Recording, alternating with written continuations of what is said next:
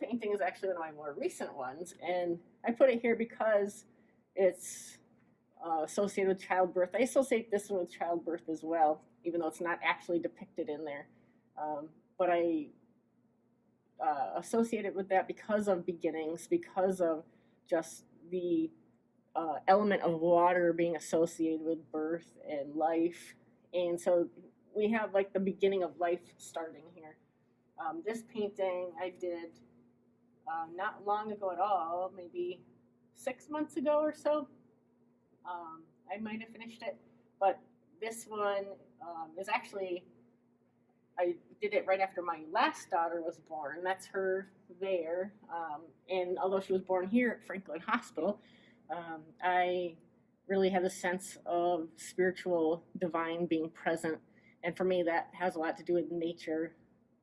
And so I painted us in a hospital bed, but being out in the woods and surrounded by these sort of spirit animals. And this piece itself is actually not the original. This is a print on canvas that was done by my stepdad, Ab. And I've got a couple of those here because the originals are elsewhere right now. But this piece is called Strength and Innocence in the Sacred Heart. I think a lot of people see it and at first are a little concerned that the lion is going to eat the lamb, but it actually represents the lion protecting the lamb. And this figure is holding a burning heart, which for me symbolizes the sacred or the divine energy. And so she's holding and protecting it.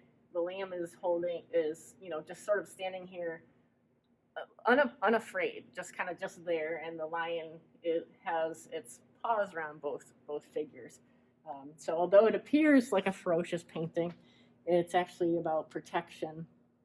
And it's about, there's a Shakespeare quote that has always sat with me that talks about the sort of strength of boldness, but it's virtue is bold and goodness never fearful. And I read that years back, but it's always sat with me. And I think that's why I showed the lamb just sort of, I'm here. When you are sort of existing in virtue, there is nothing to fear. Truth is truth. There's no way around it, and that's what this is representing.